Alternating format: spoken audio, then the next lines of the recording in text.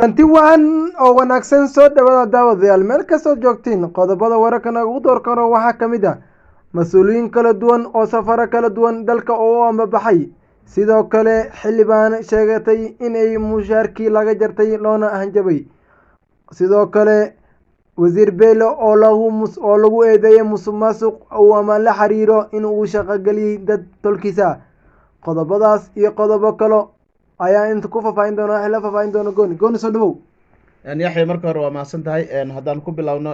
dad fara badan oo mas-uuliyiin ayaa wadanka ka baxay waxaana ugu horeeyay sheekh aadan maxamed nuur sheekh aadan madoobe rasaarihii hore maxamed xuseen rooble iyo ninka la yihahdo alcadaala oo warfaafinta ku-xigeenka ah marka saddexdaas qofood waxay aadeen acmaasha xajka waxayna u dhoofeen wadanka sacuudi carabiya halkaas ayayna kusoo gudan doonaan waajibaadka xajka oo sanadkan marka halkaas ay aadeen waxaa kaloo wadanka ka baxay horena uga maqnaa horta xasan sheekh maxamuud ayaa wadanka hore uga maqnaay asagoo kusugan wadanka turkiga waxaa kaloo asna wadanka ka baxay ninka la yihahdo mahdi guuleed oo rasaare ku-xigeenkii hore ee dowladda xilka sii hayo maadaama rasaare ku-xigeen aan lagu dhawaaqin asaga iyo wafdi u hogaaminayan waxay tageen magaalada nairobi waxayna ka qayb geli doonaan shir urur goboleedka igad ee maalinta berri ah ka furmi doono marka halkaas ayay ragga ku kala baxeen labada qayb hadda waxaa wadanka madaxweyne kumeel gaar ah ka ah sacdiye samatar oo ay gabadha ku-xigeenka baarlamaanka federaalka soomaaliya ah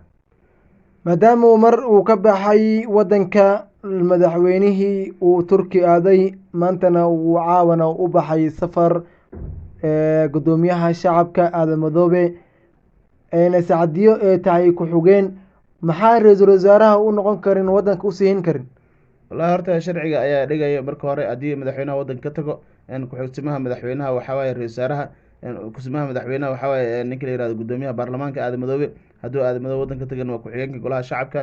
sacdiye samatar gabadha la yihahdo marka sharciga ayaa saas dhigaya baarlamaanka intuu joogo ra-isul wasaaraha kusima ma noqon karo laakiin haddii gabadha ku-xigeenka baarlamaanka ee baxdo markaas kadib laga yaabo in ra-isul wasaaraha iyo dadka kale ay soo galaan sidoo kale musuqmaasuqu lagu eedeeyey wasiir beele maxaa kala socotaa niyo wasiir beyle maalmahanba waxyaaba fara badan ayaa lagu haystay hanta dhowraha guud ee qaranka ayaa ku dhegnaayay marka maalin dhaweyd waa loo yeeray waatuu diiday markii loo yeeray waxaa lagu dhahay arrimo fara badan oo xagga maaliyadda iyo dhaqaalaha wadanka ka baxay ayaa laga rabaa xisaab xir iyo waxyaaba badan iyo su-aalo fara badana lagu weydiinaa wasiir beyle wuu ka dhig adeegay inuu ka qayb galo meesha loogu yeerana inuu tago wuu diiday marka waatii baarlamaanka oo hortagay baarlamaanka markuu hortagana waatii ajendihii la ansixinayay miisaaniyadda 2022 marka isjijiid ka bacdi taas waa laga soo gudbay hadda waxaa lagu haystaa oo laleeyahay rag qoyskiisa ah oo 3 qofood gaarayo inuu shaqaaleysiiyey oo wasaarado kale mushaar uga qoray marka waxaa leeyahay saddexdaas qofood mushaarka waxay u qaadanayeen si kala duwan waxayna qaadanayeen leeyahay bil kasta lacag 10,000 oo doolar ah oo xataa wasaaradaha qaarkood aysan helin marka taas ayaa lagu haystaa wasiir beyle waxayna leeyihiin corruption fara badan ayuu sameeyey corruptionkaasna lagu haystaa su-aal in laga weydiiyay ayaa la rabaa warqado caddeyn iyo dokumentiyin waa lasoo bandhigay marka wasiir beyle halkaas ayaa loogu dhagan yahay sidoo kale waxaa warar naga soo gaaraya in maanta xildhibaanada soomaaliya xildhibaanad ka mid aheyd lagu hanjabay in mushaarka laga jaranayo hanjabaado kale kala duwan lagu sameeyey maxaa arrinta kala socotaa horta yaxay gabadhaas xildhibaanada ah oo dhehaysa waa liya hanjabay mushaarkana waa laga goostay waxay kasoo jeedaa koonfur galbeed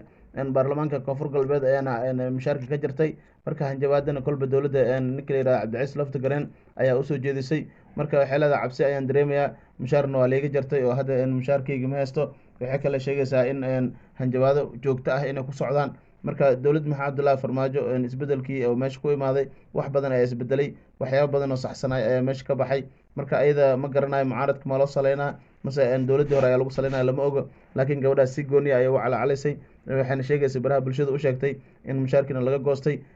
dhibaatana ay ka baqayso hadda loo hanjabay 24 saac maxaa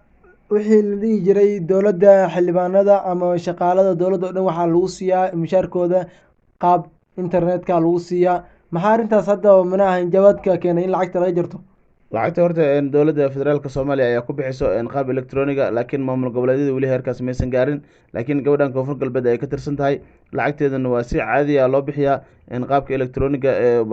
lagu bixiyo lacagaha baarlamaanka iyo ciidamada dowladda federaalka soomaaliya weli ma aysan gaarin maamul goboleedyada qaarkood marka taas shaqo iskuma lahan ayada maamul goboleed waay koonfur galbeed kasoo jeedaa waxaa dhibka ku hayan waa koonfur galbeed cabdiciis lafta gareen iyo maamulkiisa sidoo kale waxaa maanta muqdisho ka bilowday maxaala lagu sameeyey dhac nooc cusub ah in dad guryaha lagu dhaco ama loo galo maxaa arrintaas kala socotaa wallaahi yaxya horta waa mahadsan tahay magaalada muqdisho waxaa ka dhacay fal la yaab leh marka falkii ugu dambeeyey hadda falkan maalmahan dhan oo ka socday meelo badan iyo guryo badan ayaa loo dhacay laakiin falkii ugu dambeeyey xalay wuxuu ka dhacay xaafadda la yihahdo Blacksea oo ka tirsan degmada Howlwadaag waxaana loogu dhacay qoys Soomaaliyeed qoyskaas ayaa gurigii lagu jabiyey meel la jabiyeyna ma muuqato guriga waxaa la si farsamadaysan ay usoo galeen ilaa iyo dhowr qofood ayaa meesha usoo gashay qaarna midyaal watan qaarna bastoolado kadibna waxay ku qabteen dadkii meesha joogay iyo ninkii odayga guriga gabadhii dumarka iyadana meesha way ku qabteen waxay bastooladihii markii ku qabteen waxay sameeyeen lacago ay meesha u yaalay iyo wixii ay haysteen laptopyo iyo maxaa la dhahaa telefono ilaa 3 mobile oo waaweyn iyo kuwa nicliyaasha way qaateen waxay kale qaateen dahab ilaa 80 gram gaarayo sida ay sheegtay gabadha qoyskaasi waxay kale marka hantidaad fara badan ay ku sameeyeen qoys fara badan ayaa dhibkaas soo gaaraa laakiin hadda qoyskan waa qoyska ugu dambeeyay xalay teeda kale waxay dhahday marka anaga banaanka u baxnay oo guriga aan fiirinay meel la jebiyey iyo wax lagu sameeyey ka muuqato qaabka usoo furan lama garanayo qaab farsamaysan ayaa loo soo furay guriga marka cabsi fara badan ayaa ka jirta magaalada muqdisho xaafadda Blacksea iyo aageeda ilaa Alberco ilaa iyo wax dhowr mar ay kusoo noqotay arrintan dhac ah marka cabsi fara badan ayaa ka jirta yaxyo meeshaas. maxaa amni darada keenay in xilligan dhaca cusub ay ku bilaabaan ciidanka dowladda ama waxay ahaadaan maxaa cabsidaas ama amni xumada keenay sababtoo ah waayii hore ma maqli jirin cabsi ama dhac waxaas ma maqli jirin xilliga isbedelkii maxaa cabsidan keenay horta cabsida way iska jirtaa oo hadda nimankan ciidamada dowladda waa lama dhihi karo laakiin hubka magaalada muqdisho si sharci darro ayaa lagu helaa marka qof ay kasoo qadanayaan ama si sharci darro ayaga kusoo gadanayo marka dadka ayay ku dhacaan mar walba ayayna dhacdaa waa waxa iska caadiya tuugada magaalada way buuxdaa iyagoo dharna wadanin oo dhar caadi iska wato basooladahoodana way wataan marka nin oo ugu talagalay inuu guri oo si farsamaysan u furo oo wuxuu ku furo la garanaynin haddana isheeg ciddii qoyska u dhacay waa dareemi kartaa qaabka ku talagalka u sameeyey haddana uu hubeysan yahay qaarkood midyaale wataan ilaa 5 nin ilaa 6 nin ayaa la sheegaya marka qaarna banaanka ayay istaagayaan waardiye ay meesha ka qabanayaan qaarna gudaha ayay galayaan dadka ayay soo maamulayaan wixii meesha yaal ay soo qaadanayaan marka qoyskaas Soomaaliyeed wax loo reebay ma lahan dhibaatadana magaalada muqdisho mar walba way ka dhacdaa tuugada magaalada muqdisho ku badan tahay mar waxaa la sheegaa ciyaal weero mar waxaa la sheegaa kuwa bajaaj kula raacayo oo marka bajaaj kula raacaan inta meel dhexa ay sheeg kaaga degan marka ku istaajiyaan ama bajaaj ka leexiyaan dadka baaranayo kuwa kale bajaaj kugu soo raacayo bajaajka adoo saarna mid kale kusoo daba raacayso oo ciidamo ay balaayo wax saaran aada ogeyn marka dambena bajaajka lagu horjaraayo marka waxyaabo fara badan oo tuugada macnaha magaalada muqdisho ka jirta mar walbana way soo noqdaan ciyaal weero way joogtaa ayagana magaalada ka jiraan marka magaalada xagga amni darro ah aad ay ugu jirtaa laakiin waxaa la rabaa in barashar la saaro oo ciidamada magaalada lagu daadiyo oo ilaa iyo ay sheegeen qaabka waxyaabahan tuugadan iyo ciyaal weeradan iyo waxaan meel la saaro oo si sharci dadka loo baaro oo nidaam la sameeyo ayaa fiican marka yaxyo mar walba dhibaatadaas magaalada muqdisho ka jirta ilaahay ummadda Soomaaliyeed dhibaatada ha ka dulqaado dhibaatada magaalada muqdisho ay ka mid tahay dhibaatadaas.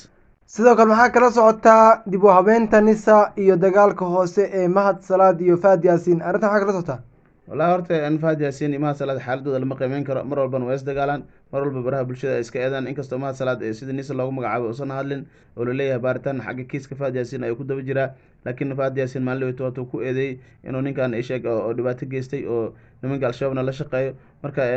eedooda iska socotaa mar walbana isku dhagan yihiin laakiin dhibaatadooda iyo eedooda isdabataagooda isma dhamaadaan rag ayaga isku jeedan waxba lagama qaban karo laakiin meesha ku dambeyn doonta ay ogaan doonaa yaxyo